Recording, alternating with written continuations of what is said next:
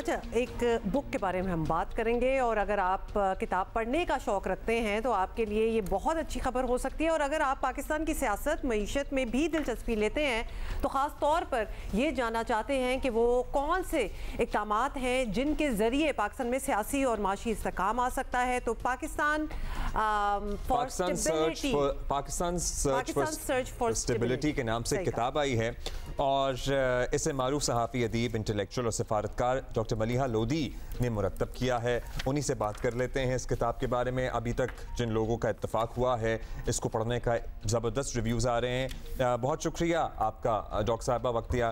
Doctor साहब, अफसोस से ही कहना पड़ता है कि पाकिस्तान और स्टेबिलिटी, ये दोनों अल्फाज आजकल तो बहुत ही कम इकट्ठे यूज़ किए जा रहे हैं। लगता है कि आपकी नई किताब में भी यही डिस्कस किया जा रहा है। कुछ हमें इसके बारे में बताएं।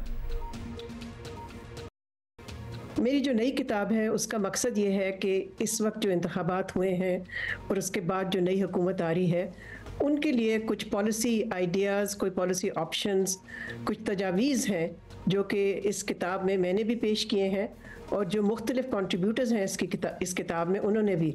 और मकसद हमारा क्या है? मकसद ये है कि पाकिस्तान को एक इफ़ेक्टिव गवर्नेंस मिले और Pakistan political stability, economic stability की तरफ जाए। इसलिए कि इस किताब का जो उन्वान है तो उसका तो यही है ना, मतलब कि पाकिस्तान की जो इस वक्त सर्च है फॉर स्टेबिलिटी वो मुकम्मल नहीं हुई। पाकिस्तान की इल्यूसिव रही है सर्च फॉर स्टेबिलिटी। तो किताब का मकसद यही है कि हम कंट्रीब्यूट करें उस किस्म के पॉलिसी आइडियाज़ को जिससे कि हुकूमत फ़ायदा उठा सके। क्या आप समझती हैं कि इस किताब में मसाइल के अहाते के साथ मसाइल के काबिल अमल हल भी मौजूद हैं? मतलब कि पॉलिसी मेकर्स की मदद मुमकिन हो सकती है ये किताब पढ़ के? देखिए, इस किताब में पाकिस्तान के जो मुख्तलिफ चैलेंजेस हैं, वसी चैलेंजेस हैं, उन सब की निशानदेही की है, जिसमें कि माशी चैलेंज है, पॉलिटिकल चैलेंज है, इन्वायरमेंट का है, ख़वातीन के हकूक़ का है, यूथ का है, तालीम का है। मुख्तलिफ जो चैलेंजेस हैं उनकी ना सिर्फ निशानदेही की गई है, साथ साथ उन चैलेंजेस को किस तरह से एड्रेस करना है, इसके लिए भी हमने बहुत सारी तजावीज़ जो हैं वो ऑफ़र किए हैं। अब देखना ही है कि कितने लोग ये किताब पढ़ते हैं और आया जो लोग जिनके हाथ में हुक्मरानी है क्या वो इसको तवज्जो देते हैं या नहीं। आप पढ़ें और इस पर तवज्जो दें। लेकिन डॉक्टर साहब, आजकल सियासी इस्तेहकाम मौजूद बहस भी है, सबसे ज़्यादा ज़रूरत भी है। ऐसा लगता है सियासी क़यादत शायद इसके लिए तैयार भी नहीं है, बहुत सारे लोग अक्रॉस द बोर्ड। अगर इस बार हमें स्टेबिलिटी ना मिली तो आपसे जानना चाहेंगे क्या नुकसान हो सकता है हमें?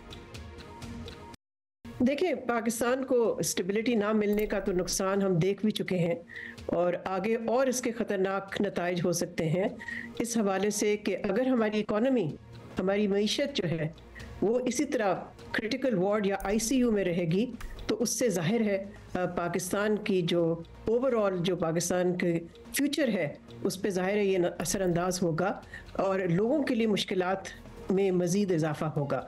तो मैं समझती हूँ कि लैक ऑफ पॉलिटिकल स्टेबिलिटी से इकोनॉमिक स्टेबिलिटी नहीं आ सकती।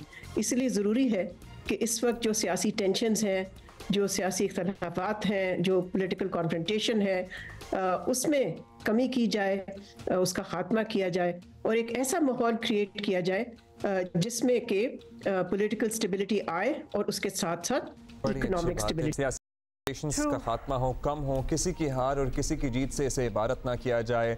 एक साथ बैठे मुल्क के मसाइल का हल तलाश करें। डॉक्टर मलिहा लोधी, किताब है पाकिस्तान सर्च फॉर स्टेबिलिटी। ये बड़ी सिंपल सी एक डायनामिक जिनका डॉक्टर मलिहा साहिबा ने अपनी किताब में जिक्र किया है, पॉलिटिकल स्टेबिलिटी, इकोनॉमिक स्टेबिलिटी, मतलब दे गो हैंड इन हैंड। कितनी सिंपल चीज़ है, ये क्यों नहीं समझ आती? मतलब for the policy makers, for the people in the corridors of power जो इस बात को समझ रहे हैं वो कोई इम्प्लीमेंट क्यों नहीं कर रहे ऐसी चीज़ें? और तो कुछ मुफीद मशवरे इस किताब में मौजूद हैं तो उसको पढ़ सकते हैं।